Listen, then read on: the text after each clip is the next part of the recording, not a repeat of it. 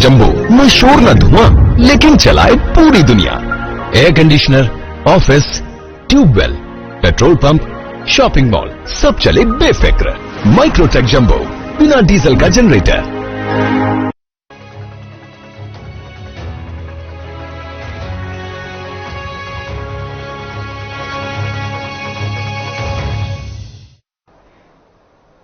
नमस्कार, स्वागत है आप सभी का मध्य प्रदेश और छत्तीसगढ़ की खबरों में। मैं आपके साथ निकिता कश्यप। बुलेटिन की शुरुआत करते हैं इस वक्त के हेडलाइंस के साथ। उज्जैन में पटवारियों की हड़ताल लगातार जारी, समर्थन में पहुंचे कांग्रेस विधायक रामलाल मालवीय और महेश परमार। विधायकों ने दिया आश्वासन। छिंदवाड़ा में तहसील कार्यालय पहुंचे हरई ब्लॉक के किसान। तहसीलदार को सीएम के नाम सौंपा गया ज्ञापन। किसानों ने शासन से की मुआवजे की मांग।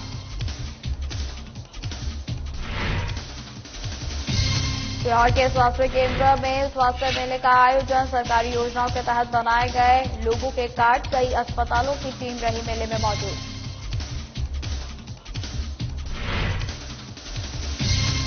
ओंकारेश्वर के ओंकार पर्वत पर बनी शंकराचार्य की प्रतिमा। भव्य स्वरूप में बन रही 108 फीट की प्रतिमा। विधानसभा चुनाव से पहले होगा प्रतिमा का लोकार्पण। और उज्जैन के गोपाल मंदिर में धूमधाम से मनाया गया जन्माष्टमी का पर्व। रात 12 बजे हुआ श्री कृष्ण का जन्मोत्सव। हजारों की संख्या में श्रद्धालुओं ने किए दर्शन।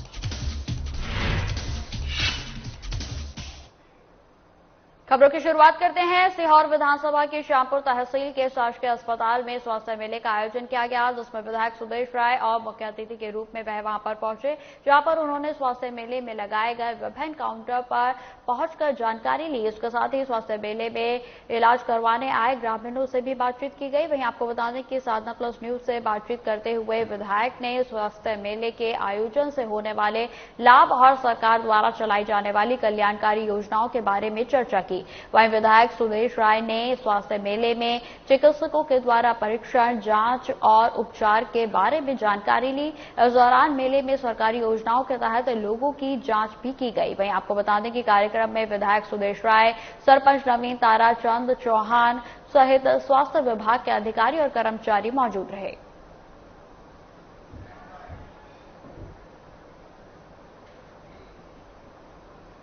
तीर्थनगरी ओंकारेश्वर के ओंकार पर्वत पर आदि गुरु शंकराचार्य की अलौकिक प्रतिमा भव्य स्वरूप लेने के अंतिम छोर पर है। वहीं आपको बता दें कि ओंकार पर्वत पर 54 फीट ऊंचे आधार स्तंभ पर अष्टधातु से निर्मित 108 फीट की प्रतिमा जो है वो स्थापित की जा रही है। मिली जानकारी के अनुसार विधानसभा चुनाव से पहले सरकार की कोशिश है कि प्रधानमंत्री द्वारा प्रतिमा का लोकार्पण करवाया जाए। वहीं आपको बताते चले कि दिन रात एक करने में कंपनी लगी हुई है और इसके लिए ओंकार पर्वत पर 28 एकड़ जमीन में एकात्मक धाम भी बनेगा। तो आपको बता दें कि बेहद ही भव्य स्वरूप की जो है यह प्रतिमा का आवरण जो है किया जा रहा है, जिसमें कि आपको बता दें कि तीर्थ नगरी ओंकारेश्वर में ओंकार पर्वत पर आदि गुरु शंकराचार्य की अलौकिक प्रतिमा, भव्य प्रतिमा जो है वो बनाने की जो है वो तैयार होने वाली है। वहीं आपको बता दें कि यह अपने अंतिम छोर पर चल रही है और जिसका जो काम है वो लगातार कर्मचारियों के द्वारा दिन रात एक कर किया जा रहा है। वहीं आपको बताते चले कि ओंकार पर्वत पर बनने वाली 54 फीट ऊंचे आधार स्तंभ पर अष्टधातु से निर्मित 108 फीट की जो यह प्रतिमा है वो स्थापित की जा रही है, जो कि देखने में बेहद ही अलौकिक और सुंदर और भव्य नजर आ रही है। वहीं आपको बता दें कि मिली जानकारी के अनुसार विधानसभा चुनाव से पहले सरकार की कोशिश है कि प्रधानमंत्री नरेंद्र मोदी के द्वारा जल्द से जल्द जैसे ही इस प्रतिमा का कार्य पूर्ण होता है इसका अनावरण किया जाए। और वहीं आपको बताते चले कि इस ओंकार पर्वत पर 28 एकड़ जमीन में एकात्मक धाम भी बनाया जाएगा, जो बेहद ही भव्य होगा।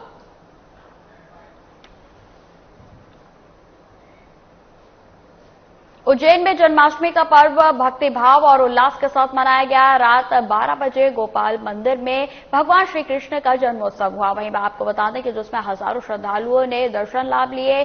सुबह से ही भगवान श्री कृष्ण के मंदिरों में श्रद्धालुओं की भारी भीड़ रही। वहीं आपको बताते चले कि इस तरह जो है हर साल इस तरह की भीड़ जो है जन्माष्टमी के पर्व पर देखी जाती है और 2 दिन तक यह पर्व जो है मनाया जाएगा। और इसी के चलते कल 6 सितंबर को सादीपनी आश्रम और बड़े गोपाल मंदिर में जन्माष्टमी पर्व बड़े ही धूमधाम और भक्तिभाव के साथ मनाया गया। इस मौके पर गोपाल मंदिर में भगवान को सिंधिया राजघराने से आए सोने के आभूषण और सुंदर पोशाक धारण कराकर आकर्षक श्रृंगार भी किया गया। वहीं रात 12 बजे मंदिर के पट खुलने के बाद धार्मिक रीति रिवाज के अनुसार भगवान श्री कृष्ण का जन्मोत्सव हुआ।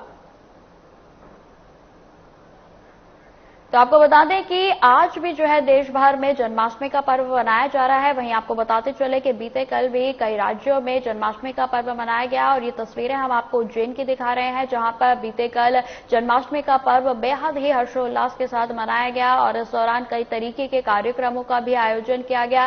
वहीं तरह तरह की झांकियां और भंडारे का भी आयोजन जो है इस बीच किया गया। वहीं आपको बता दें कि रात को 12 बजे जन्माष्टमी के पर्व पर भगवान कृष्ण के जन्म के पश्चात जो है इस भव्य आकर्षण का जो है केंद्र बना हुआ है। वहीं आपको बता दें कि लगातार 2 दिन तक जन्माष्टमी का यह पर्व चलने वाला है, क्योंकि कई राज्यों में आज जन्माष्टमी का पर्व मनाया जा रहा है और जिसकी तस्वीरें लगातार हम आपको दिखा रहे हैं। ये हमारे यहाँ 2 संस्कृति है, 2 पंथ है, एक स्मार्त है और एक वैष्णव है। तो आज स्मार्त लोगों की जन्माष्टमी है। स्मार्त लोग जब रात्रि 12 बजे अष्टमी होती है उसको मानते हैं और वैष्णव लोग जो उदय में अष्टमी होती है तब जन्माष्टमी मानते हैं। तो आज हमारे सिंधिया ट्रस्ट में जितने भी मंदिर हैं और महाकालेश्वर भगवान, वहां स्मार्त को मानते हुए आज जन्माष्टमी मनाई जा रही है। उसमें आज सुबह से भगवान का पूजन हुआ, अभी शाम के समय भगवान का पंचामृत पूजन और अभिषेक हुआ। उसके बाद अब श्रृंगार चल रहा होके आरती हुई और आरती के बाद अब कल सुबह नंद महोत्सव मनाया जाएगा।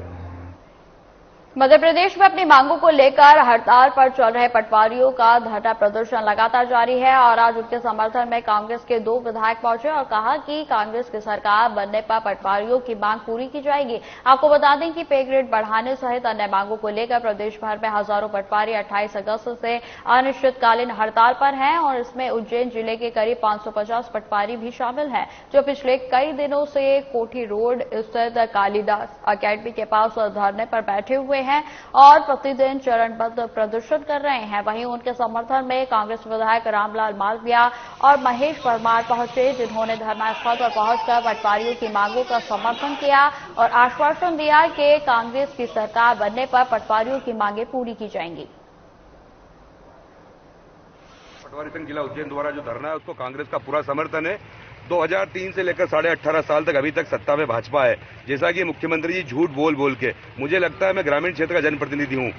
महामहिम राष्ट्रपति से लेकर प्रधानमंत्री तक आओ भगत करने में पटवारी लगे रहते हैं। किसानों की सेवा करना हो, आम जनता की सेवा करना हो तो हमारे पटवारी साथी पूरी ईमानदारी और मुस्तैदी के साथ सेवा करते हैं। लेकिन भाजपा शासन काल में सबसे ज्यादा दुर्व्यवहार और इनके वेतनमान में विसंगति, मुझे लगता है कि ये सीधा सीधा इनके साथ अत्याचार और अन्याय है। कांग्रेस पार्टी और कमलनाथ जी की सरकार बनेगी तो मैं सभी पटवारी साथी जहां पर उपस्थित हमारी बहनें यहाँ उपस्थित है, आपको विश्वास दिलाता हूं कि कांग्रेस की सरकार बनने के 3 महीने वचन पत्र में तो इसको हम शामिल करेंगे सही, लेकिन 3 महीने में जो पटवारी जो आपका संघ है पूरा मध्य प्रदेश का, आपके साथ बैठकर माननीय कमलनाथ जी के साथ बैठकर जो वेतनमान का मुख्य मुद्दा है, आपने बताया कि सन लगभग 2003 के बाद अभी तक जो आपके राजस्व के अन्य अधिकारी कर्मचारी है उनका वेतनमान लगातार बढ़ता गया और आप वहीं के वहीं हैं। तो मुझे लगता है कि जो सबसे ज्यादा ईमानदारी से काम करने वाला सरकारी कर्मचारी है, अधिकारी है, उसके साथ इतना बड़ा दुर्व्यवहार, इतनी जाति और अत्याचार हो रहा है, ये बड़ी निंदा की बात है। कमलनाथ जी की सरकार बनेगी तो निश्चित रूप से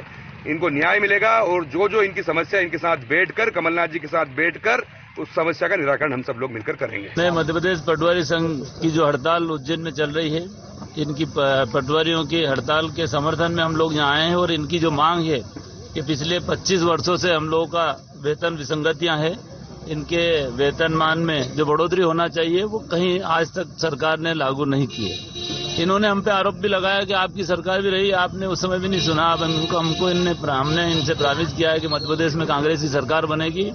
हमने जो आपने मुझे ज्ञापन दिया है ये पटवारी संघ का, निश्चित रूप से इनकी मांग को हम लोग मध्य प्रदेश में कांग्रेस की सरकार बनने पर इनकी मांग को हम पूरा। सीहोर में लगभग 15 दिनों से ज्यादा समय से बारिश नहीं हुई है और जिसको लेकर हर समुदाय अपने धर्म के अनुसार बारिश होने की कामना कर रहा है। हर बार की तुलना में इस बार कम बारिश हुई है, जो कि लोगों के लिए चिंता का विषय भी बना हुआ है। इसको लेकर मुस्लिम समुदाय के लोगों ने ईदगाह पर अच्छी बरसात के लिए नमाज अदा की और दुआएं मांगी। वहीं साधना प्लस न्यूज से बात करते हुए मुस्लिम समाज के लोगों ने बताया कि मुस्लिम समुदाय ने अल्लाह ताला से अपने गुनाहों की माफी मांगी और शहर में अच्छी बरसात हो इसके लिए नमाज अदा कर दुआ भी मांगी गई। सबको मालूम है कि पानी की वजह से पानी नहीं आ रहा था, कितनी परेशानी हो रही थी, फसलें सूख रही हैं और पानी की बहुत किल्लत हो रही थी। तो मुसलमान अपने आप को इसके लिए खुद को जिम्मेदार मानता है कि हमारे गुनाह हैं इसलिए पानी नहीं आ रहा। हमारे बुजुर्ग यही बताते हैं कि अगर हम ज़कात नहीं देते हैं, पड़ोसी को सताते हैं, किसी को परेशान करते हैं, अपने अमालों की वजह से बारिश रुकती है। तो हमारे बुजुर्गों ने वैसे तो हर मस्जिदों में दुआएं हो रही हैं, लेकिन सबको एक सामूहिक तौर पे, इज्तिमाई तौर पे ईदगाह पे इकट्ठा किया था कि अपने गुनाहों की माफी मांगे और अल्लाह से रहमत वाली बारिश मांगे। बारिश भी रहमत वाली मांगी जाती है, ऐसा नहीं कि बारिश मांगे, जरूरत से ज्यादा बारिश भी नुकसानदेह होती है, इसलिए रहमत वाली बारिश की दुआ की गई है। हमारे पूरे शहर के मुस्लिम समुदाय द्वारा यहाँ पर मस्जिद ईदगाह बोली जाती है। यहाँ पर पानी को लेकर ऊपर वाले से हमने सभी ने, हमारे हजरत जो उलेमा हैं, बड़े हैं, मुफ्ती हैं, उन सब ने नमाज अदा करी और हम सब ने उनके पीछे खड़े होकर अल्लाह से सिर्फ पानी और पानी की मांग करी कि अल्लाह ताला पानी गिरा दे, क्योंकि शहर और पूरे जानवर और जितनी भी अच्छी और बुरी चीज़ें सब पानी से चलती हैं और अल्लाह पानी देगा सब खुशहाल हो जाएंगे। आज ये हमारा मकसद था इकट्ठे होने का कि हम पानी के लिए ऊपर वाले से दुआ करी है। हमें उम्मीद है अल्लाह ताला हम गरीब बंदों की सुनेगा। नमाज में एक ही मकसद से यहाँ पर पूरे शहर के मुसलमान, अतराफ के मुसलमान ईदगाह पर जुड़े थे और पूरे शहर में इस वक्त सभी दूर पानी की बहुत कमी महसूस हो रही है और किसानों को भी महसूस हो रही है, जानवरों को, इंसानों को, सभी को बिना पानी के किसी चीज़ का वजूद नहीं है। तो हमारे बड़े उलेमाओं ने यहाँ पर सभी पूरे कौम को इकट्ठा किया है और इकट्ठा करने के बाद नमाज पढ़ी है, अल्लाह से दुआ मांगी है कि अल्लाह रहमत की बरसात कर दे। तो सभी लोगों ने अपने जो गुनाह हैं, अपने गुनाहों की माफ़ी मांगकर एक रहमत की बरसात के लिए दुआ करिए। अल्लाह की ज़ात से पूरी उम्मीद है, इंशाअल्लाह बड़े भी थे, बच्चे भी थे, बुजुर्ग भी थे। अल्लाह ने चाहा तो इंशाअल्लाह दुआ कबूल होगी और पूरी उम्मत के लिए दुआ मांगी। छिंदवाड़ा नगर का गौरव दिवस धूमधाम से मनाया गया और इस मौके पर स्थानीय दशहरा मैदान में अखिल भारतीय कवि सम्मेलन का आयोजन किया गया, जिसमें देश के ख्याति प्राप्त कवियों ने हास्य व्यंग से श्रोताओं को जमकर ठहाके लगवाए। वहीं आपको बता दें कि गीत, गजल और शायरी का दौर भी देर रात तक चलता रहा और जहां सम्मेलन का शुभारंभ पूर्व मंत्री चौधरी चंद्रभान सिंह, जिला बीजेपी अध्यक्ष विवेक बंटी साहू ने दीप प्रज्वलित कर किया। इस दौरान कार्यक्रम में महापौर विक्रम आह के नगर निगम आयुक्त राहुल सिंह मौजूद रहे। वहीं इस कार्यक्रम को चार चांद लगाने के लिए जिले के कलाकार हबीब मंसूरी और पारुल मालविया ने शानदार प्रस्तुति दी।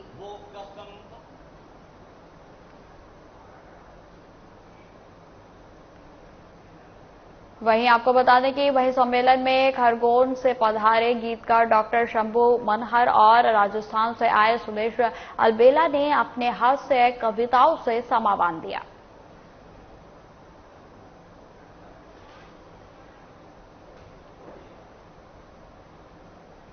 खबर छिंदवाड़ा से है, जहां हरई ब्लॉक के सैकड़ों किसान तहसील कार्यालय पहुंचे और सीएम के नाम तहसीलदार को ज्ञापन सौंपा गया, जिसमें उनकी मांग है कि खरीफ की फसल मक्का और धान बारिश न होने की वजह से खराब हो चुकी है और सूख चुकी है, जिससे कि किसान अपनी फसल को लेकर बेहद चिंतित है। वहीं अमरावाड़ा विधानसभा युवा नेता विनय भारती ने किसानों के हित में आवाज उठाते हुए शीघ्र ही फसल का सर्वे करवाकर उचित मुआवजा दिलवाने की मांग रखी गई। इस दौरान उन्होंने कहा कि शासन अगर उचित मुआवजा नहीं दिलवाती है तो किसान रोड पर आकर उग्र आंदोलन करेंगे और जिसकी जवाबदारी शासन प्रशासन की होगी। ज्ञापन सौंपते समय मौके पर सैकड़ों किसान मौजूद रहे। किसान आदिवासी भाइयों के द्वारा जो तहसीलदार महोदय को जो ज्ञापन सौंपा गया है, आज उनकी फसल जो बर्बाद हुई है जो पर्याप्त बारिश न होने के कारण, तो मेरा माननीय शिवराज सिंह चौहान जी से अनुरोध है कि मेरे किसान भाइयों को उनके हक का मुआवजा दिया जाए। आज किसान आपके सरकार के शासन में वैसे ही परेशान है। अगर आज राशन मुहैया भी उनको पर्याप्त समय पर नहीं हो पाता है, सेल्समैन द्वारा चोरी की जाती है, से अगर राशन भी उनको पर्याप्त समय पर नहीं मिल पाता है, तो मेरा शिवराज सिंह चौहान जी से अनुरोध है कि आप भी एक किसान के बेटे हैं, आपसे अनुरोध है कि आप किसान की पीड़ा को समझिए और किसान भाइयों को उनके हित का मुआवजा दिलाइए। ओंकारेश्वर में सामाजिक सुधार, एकता, समग्र सत्ता के प्रतीक गोगा जी महाराज की जयंती 8 सितंबर को मनाई जाएगी। वहीं आपको बता दें, इसको लेकर वाल्मीकि समाज के द्वारा ओंकारेश्वर के विभिन्न स्थानों पर प्रतिदिन वीर गोगा जी महाराज की छड़ी के निशान का पूजन किया गया। और इस दौरान ओंकारेश्वर भक्त जितेंद्र हटवाल ने बताया कि श्रावण के शुभारंभ होते ही परंपरा के अनुसार गोगा जी महाराज की छड़ी की स्थापना की जाती है। छड़ी स्थापना होते ही जो लोग मन्नत मांगते हैं, उनके द्वारा बाबा को निमंत्रण देकर उनके स्थान से पूजन पाठ कर ले जाया जाता है। और इसी परंपरा को निभाते हुए इस बार गोगा जी बाबा के निशान को पंडित ललित दुबे के निवास पर ढोल गाजे बाजे के साथ लाया गया, जहां भक्त जितेंद्र हटवाल और उनके सहयोगियों के द्वारा भजन कीर्तन कराए गए।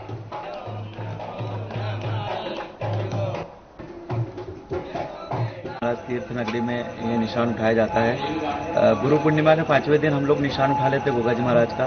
गुरु पूर्णिमा लगते ही हम लोगों के नियम परहेज शुरू हो जाते हैं, जिसमें हम लोग लेडीज के हाथ का नहीं खाते, जमीन पे सोते, इस तरीके से कुछ नियम परहेज रहते हम लोग पालते हैं। बाबा गोगा जी महाराज धर्म के रक्षक थे। उन्होंने वीर रतन जी महाराज के साथ में कई लड़ाइयाँ लड़ी। उन्हीं की शहादत के कारण, रतन वाल्मीकि की शहादत के कारण हम लोग गोगा जी महाराज को पूछते हैं। गोगा जी महाराज के 5 ऐसे वीर थे जिसके नाम गूगल से जो पैदा हुए थे, जिसमें से एक रतन वाल्मीकि है, नरसिंह पंडित जी आते, भज्जू कोतवाल जी आते, बाला भांजे एवं नीला घोड़ा बाबा के साथ गूगल से पैदा हुए। ये गूगल गुरु गोरखनाथ ने माँ बाछल को दी थी और पद्म नाग की रूह इसमें समावेश करी थी, इसलिए इनको पद्म नाग अवतारी भी कहा जाता है।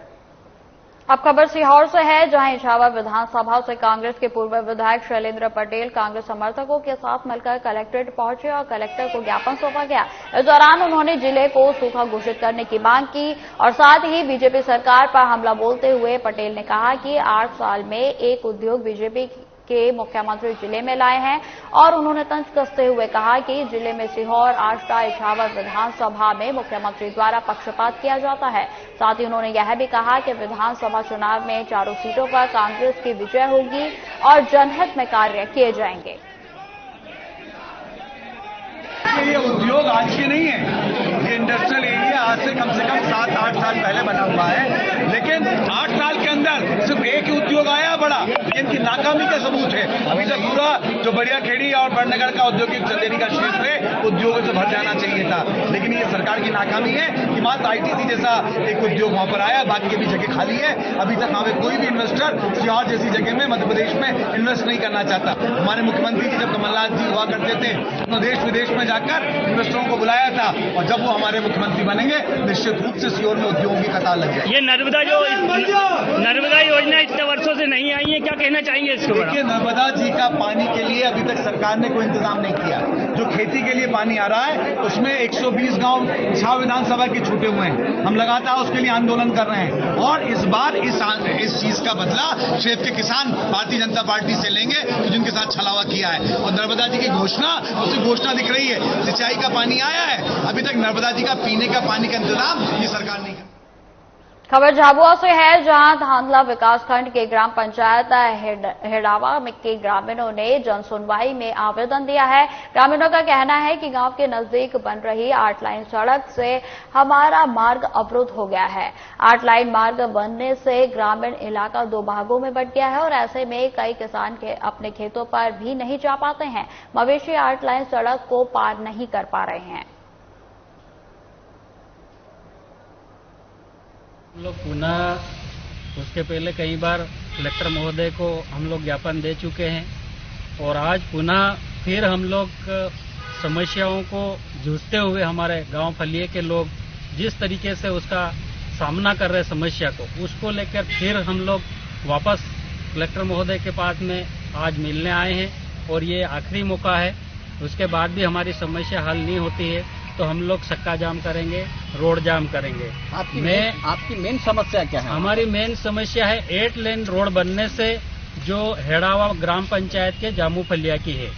वहाँ पे जामू फलिया में जब ये 8 लेन रोड बना था तो उस टाइम वहाँ के सरपंच महोदया से 8 लेन रोड वालों ने ये जो ग्राम पंचायत का ठहरा प्रस्ताव मांगा था, लेकिन उनके कुछ चुनावी रंजिश छोटी मोटी रहती है सरपंच को लेकर या कहीं ऐसी, तो उसको लेकर उन्होंने ग्राम वासियों के जामू फलिया के निवासियों के कहने पे भी ग्राम पंचायत का ठहरा प्रस्ताव उन्होंने। खबर छिंदवाड़ा से है, जहां अंशकालीन कर्मचारियों को नियमित करने और वेतन वृद्धि को लेकर सभी शासकीय स्कूलों में कार्यरत अंशकालीन भृत्य शिक्षा विभाग और आदिम जाति कल्याण विभाग के द्वारा सीएम शिवराज सिंह चौहान के नाम कलेक्टर को ज्ञापन सौंपा गया, जिसमें कार्यरत कंप्यूटर ऑपरेटर, अंशकालीन भृत्य छात्रावास में कार्यरत अंशकालीन भृत्य दैनिक मजदूर शामिल हुए।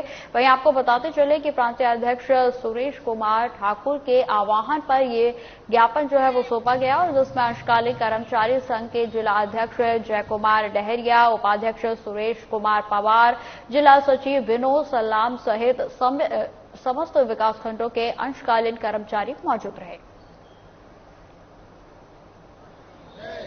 आज हम लोगों ने माननीय मुख्यमंत्री महोदय के नाम कलेक्टर साहब को ज्ञापन दिया है और हमारी मांगे हैं जो शासकीय स्कूलों में अंशकालीन भृत्य कार्यरत हैं, छात्रावासों में कार्यरत हैं, हमें अल्प वेतन मिलता है लगभग 5,000, उसी में से वेतन को काट लिया जाता है।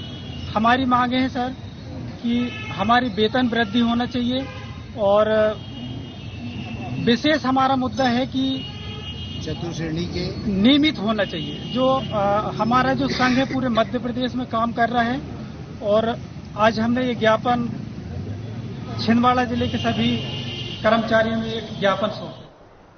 धार जिले में पहलवान कुश्ती विलुप्त तो होती देखकर यहां के कुश्ती महासंघ के द्वारा अंतर्राज्यीय दंगल का आयोजन किया जा रहा है। आपको बता दें कि यह आयोजन 7 सितंबर यानी आज जन्माष्टमी के दिन किया जाएगा। इसको लेकर पत्रकार वार्ता में कुश्ती संघ के अध्यक्ष कन्हैया यादव ने बताया कि धार के इतिहास में पहली बार राष्ट्रीय कुश्ती का आयोजन किया गया है और जिसमें देश विदेश के पहलवान इस कुश्ती में भाग लेंगे। वहीं कन्हैया यादव ने यह भी बताया कि इस आयोजन से पहले धार जिला कुश्ती कंपटीशन का आयोजन भी किया जाएगा, जिसमें जिला केसरी का खिताब दिया जाएगा। इस आयोजन में पूर्व जिला बीजेपी अध्यक्ष राजीव यादव और बीजेपी के कई बड़े नेता शामिल होंगे।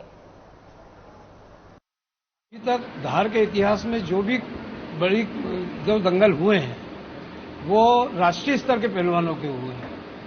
हमारे यहाँ जैसा कि आपने बताया भोज कन्या विद्यालय में जो दंगल हुआ था वो मास्टर सिंदगीराम जी का हुआ था और उनसे जिनकी कुश्ती हुई थी वो भी हमारे देश के ही पहलवान थे। लेकिन वर्तमान में जो भारत केसरी प्रवीण भोला पहलवान और खेड़ो पहलवान के बीच जो कुश्ती हो रही है ये 2 देशों के बीच कुश्ती है। जॉर्जिया रूस का खेड़ो पहलवान है और भारत केसरी प्रवीण भोला पहलवान के बीच में कुश्ती है। इंटरनेशनल कुश्तियों का ये पहला अवसर है जब धार के इतिहास में हम इंटरनेशनल पहलवानों को धार में कुश्ती लड़ाने का हमने जो प्रयास किया। अब खबर सेंधवा से है, जहां श्रावण मास के समापन पर जगह जगह विभिन्न कार्यक्रमों का आयोजन किया गया और इसी कड़ी में शहर के मनोकामनेश्वर महादेव मंदिर में दिनेशगंज एकता संगठन के द्वारा विशाल भंडारे का आयोजन किया गया और भगवान का विशेष श्रृंगार भी किया गया। साथ ही सभी पंडितों का सम्मान कर महाआरती की गई। इसके पश्चात भंडारे में हजारों लोगों ने भोजन प्रसादी प्राप्त की। बताते चले कि हर साल दिनेशगंज एकता संगठन के द्वारा इस तरह का आयोजन किया जाता है, जिसमें बड़ी संख्या में लोग शामिल होते हैं। प्रतिवर्ष अनुसार हमारे नगर पालिका के हमारी लोकप्रिय अध्यक्ष हमारी वसंती यादव जो कि हमारी नगर पालिका के अध्यक्ष है, उनके द्वारा विगत 10 से 12 वर्षों से इस यहाँ पर जो मनोकामनेश्वर महादेव द्वार है उनका पूर्ण रूप से श्रृंगार करके और पूरे पंडितों को यजमानों को बिठा करके उसके बाद में जो पारायण समिति हमारी सेवा के अंदर उनका भी आज स्वागत किया गया, भोजन कराया गया। और आज ये प्रतिवर्ष अनुसार ये भंडारा लगातार बढ़ते ही जा रहा है और लगभग मैं समझता हूँ कि देर रात तक यहाँ पर कम से कम 15 से 20 हजार लोग, वो से भी ज्यादा लोग आज भोजन करने वाले हैं। आज मनोकामनेश्वर मंदिर में सवेरे हम 5 बजे उठे और अभिषेक हुआ है। अभिषेक के बाद में भोलेनाथ का श्रृंगार हुआ है। श्रृंगार के बाद में हवन हुआ है। हवन के बाद में पूजन आरती हुई है। उसके बाद में सारी आरती हुई है। आरती के बाद में सभी पंडितों को हमने बुलाया, उनका सम्मान कराया और हनुमान चालीसा हुई है, जिसके बाद में भंडारा वितरण प्रसाद चालू है। बिहार में आयुष मंत्री काबरे ने तेंदुपत्ता संग्राहकों से मुलाकात की। इस दौरान मंत्री ने खुद तेंदुपत्ता संग्राहकों को चप्पल पहनाई और मुख्यमंत्री चरण पादुका योजना के अंतर्गत दी जाने वाली सामग्री, जूते, साड़ी और पानी की बोतल का वितरण किया गया।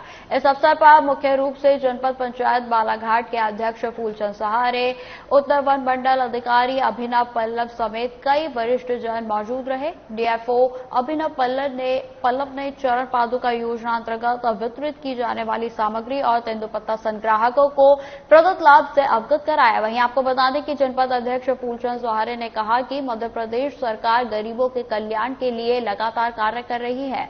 जनपद पंचायत से संबंधित किसी भी कार्य के लिए जनता बेधड़क जनपद पंचायत आ सकती है और अपनी समस्या का समाधान करवा सकती है।